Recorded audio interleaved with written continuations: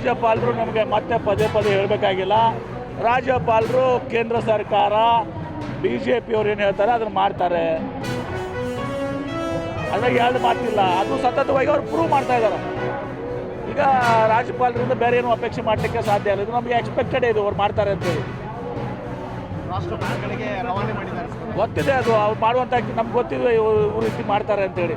ಬೇರೆ ಏನು ಇವರಿಂದ ಅಪೇಕ್ಷೆ ಮಾಡುವಂಥದ್ದು ಇರಲಿಲ್ಲ ನಮಗೆ. ನೋಡಿ, ದ್ವೇಷ ಭಾಷಣ ಯಾರೇ ಮಾಡಲಿ, MP ಪಾಟೀಲ್ ಮಾಡಲಿ, ಶರಣ್ ಪ್ರಕಾಶ್ ಪಾಟೀಲ್ ಮಾಡಲಿ, ಯಾರೇ ಮಾಡಲಿ, ಏನ್ರಿ ಇವತ್ತು ನಮ್ಮವ್ರು ನಮ್ಮ ಜಿಲ್ಲೆದಾಗ ಬ್ರದರ್ ಏನ್ರಿ ಅವ್ರ ಅನಿಸು ದ್ವೇಷ ಭಾಷಣ ಬಹುಶಃ ಯಾರೂ ಮಾಡಿರ್ಲಿಕ್ಕಿಲ್ಲ ಇಡೀ ದೇಶದಲ್ಲಿ. ಮುಂಜಾನೆ ಮಾಡ್ತಾರೆ, ಮಧ್ಯಾಹ್ನ ಮಾಡ್ತಾರೆ, ಸಾಯಂಕಾಲ ಮಾಡ್ತಾರೆ, ರಾತ್ರಿ ಮಾಡ್ತಾರೆ. ಎಲ್ಲ ಅಸಂಬದ್ಧ ಪದ್ಧತಿಗಳು, ಅವಿಸಮಾಜ ಮಾಡೋದು, ಕೆಟ್ಟ ಪದಗಳನ್ನ ಉಪಯೋಗಿಸ್ತಾರೆ. ಅವ್ರು ಯಾವ ಸಮಾಜದವರು ಅವರು ಬಿಡಿಯೋದಲ್ಲ. ನಿಮ್ಗೆ ಗೊತ್ತಿದೆ ಯಾರು ತಪ್ಪಿಸ್ತು. ಇವ್ರಿಗೆ ಕುಂಬಳಕಾಯಿ ಕಳ್ಳಾರ ಮೇಲೆ ಹಗಲು ಮಟ್ಟು ನೋಡ್ಕೊಂಡ್ರೆ ಇವ್ರು ಮಾಡೋ ಕೆಲಸ ಅದೇ ದ್ವೇಷ ಭಾಷಣ ಮಾಡೋದು. ಅದಕ್ಕೆ ಇವತ್ತು ಸಹ ಅದನ್ನು ಅದ್ವೇಷ ಮಾಡ್ತಾರೆ, ದ್ವೇಷ ಭಾಷಣದ ಇವರು. ಅದಿರಲಿಗ ನಿನ್ನೆ ಕೇಂದ್ರ ಬಜೆಟ್ ಆಗಿದೆ. ಆ ಬಜೆಟ್ನಲ್ಲಿ ಏನೂ ಕೂಡ ಯುವಕರಿಗಾಗಲಿ ಗ್ರಾಮೀಣಾಭಿವೃದ್ಧಿಗಾಗಿ ಏನೂ ಕೂಡ ಕೊಟ್ಟಿಲ್ಲ. ಅತ್ಯಂತ ಪ್ರಮುಖವಾಗಿ ನೀವು ವಿಜಯಪುರ ಜಿಲ್ಲಾ ಪತ್ರಕರ್ತರು ಇದನ್ನು ಸದಿರಿ. ಇವತ್ತು ಅನೇಕ ಹೈ ಸ್ಪೀಡ್ ರೈಲ್ ಕಾರಿಡಾರ್ಸನ್ನು ಮಾಡಿದ್ದಾರೆ.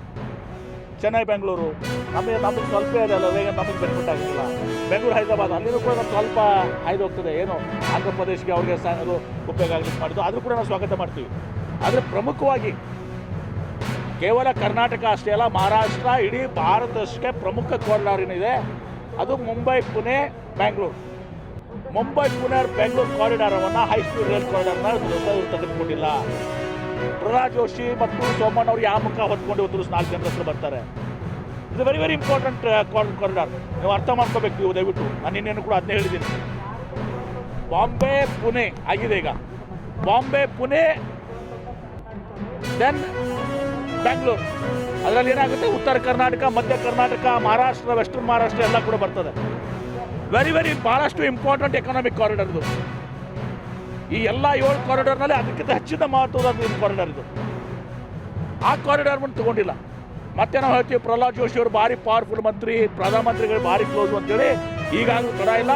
ಇವತ್ತು ನಾನು ವಿಶೇಷವಾಗಿ ಇದರ ಒಂದು ಆಂದೋಲನ ಮಾಡ್ತೀವಿ ನಾವು. ಎಲ್ಲ MPಸು, ಮಹಾರಾಷ್ಟ್ರ MPಸು, ಕರ್ನಾಟಕ MPಸು ಎಲ್ಲರೂ ಕೂಡ ಇವತ್ತು ಸಹ ಈ ಕಾರಿಡಾರನ್ನು ಎಲ್ಲಿವರೆಗೆ ಮುಂಬೈ ಬೆಂಗಳೂರು ಕಾರಿಡಾರ್ ಇಂಕ್ಲೂಡ್ ಆಗೋದಿಲ್ಲ ಅಲ್ಲಿ ತನಕ ನಾವು ಭಾಳ ದೊಡ್ಡ ಪ್ರಮಾಣದಲ್ಲಿ ಈ ವಿಷಯದಲ್ಲಿ ಜನಜಾಗೃತಿ ಹೋರಾಟವನ್ನು ಮಾಡ್ತೀವಿ. ಆಗಬೇಕದು. ಅದರಲ್ಲಿ ನಾನು ವಿಶೇಷವಾಗಿ ವಿನಂತಿಯನ್ನು ಮಾಡ್ಕೋತೀನಿ, ಕೈ ಮುಗಿದು ಪ್ರಾರ್ಥನೆ ಮಾಡ್ತೀನಿ. ಇವರು ಏನು ಸಚಿವರಿದ್ದಾರೆ, ಪ್ರಹ್ಲಾದ್ ಜೋಶಿ ಅವರು, ಬೊಮ್ಮಾಯಿ ಅವರು, MPಸು, ನಮ್ಮ MPs ಇವರು ಆಟಕ್ಕೂ ಇಲ್ಲ ಲೆಕ್ಕಕ್ಕೂ ಇಲ್ಲ. ಆಟಕ್ಕುಂಟು ಲೆಕ್ಕಕ್ಕಿಲ್ಲ ಅಂತ ಹೇಳ್ತಾರಲ್ಲ, ಆಟಕ್ಕೂ ಇಲ್ಲ ಲೆಕ್ಕಕ್ಕೂ ಇಲ್ಲ. ಪ್ರಧಾನಮಂತ್ರಿ ಬಂದು ಮಾತಾಡದೇ ಇರೋರು, ಬೈನೆ ತೆಗೆಂಗಿಲ್ಲ. ಇದು ಭಾಳ ದೊಡ್ಡ ಅನ್ಯಾಯ. ಇವತ್ತು ದಿವಸ ಈ ಕಾರಿಡಾರ್ನ ಅನೌನ್ಸ್ ಮಾಡಿದ್ದೀರಿ. ಈಗ ಈ ಕಾರಿಡಾರ್ ನೀವು ಜರ್ಕತ್ತದಲ್ಲಿ ಬಿಟ್ಟರೆ ಇದು ಕರ್ನಾಟಕ ರಾಜ್ಯಕ್ಕೆ, ಉತ್ತರ ಕರ್ನಾಟಕ, ಮಧ್ಯ ಕರ್ನಾಟಕ ಮತ್ತು ಇದು ಕೇವಲ ಕರ್ನಾಟಕ ಅಷ್ಟೇ ಅಲ್ಲ, ಮಹಾರಾಷ್ಟ್ರಕ್ಕೂ ಅಷ್ಟೇ ಮಹತ್ವದಿದೆ ಮತ್ತು ಭಾರತ ದೇಶಕ್ಕೂ ಅಷ್ಟೇ ಮಹತ್ವದಿದೆ. Connecting Mumbai and Bengaluru. ಒಂದು ಫೈನಾನ್ಷಿಯಲ್ ಕ್ಯಾಪಿಟಲು, ಇನ್ನೊಂದು ಟೆಕ್ ಕ್ಯಾಪಿಟಲ್. ಇದಾಗ್ತಿದ್ರೆ ಪ್ರಯೋಜನ ಇಲ್ಲ. ಇದನ್ನು ಹೈಲೈಟ್ ಮಾಡಿರಿ ನೀವು. ದ್ವೇಷ ಭಾಷಣ ತಗೊಂಡು ಏನು ಮಾಡ್ತೀವಿ. ಕೋಟಿ ಪ್ಲಸ್ 120 340 ಕೋಟಿ ಕೊಟ್ಟಿದ್ವಿ ಆ ಟೈಮ್ನಲ್ಲಿ. ಒಮ್ಮೆ 220 ಕೊಟ್ಟು ಸ್ಟಾರ್ಟ್ ಮಾಡ್ತೀವಿ. ನಂತರ ಅದು ATR 72 ಸಣ್ಣ ವಿಮಾನ ಇಳಿಯುವಂಥದಕ್ಕೆ 220 ಕೋಟಿ ಪ್ರಪೋಸಲ್ ಇತ್ತು.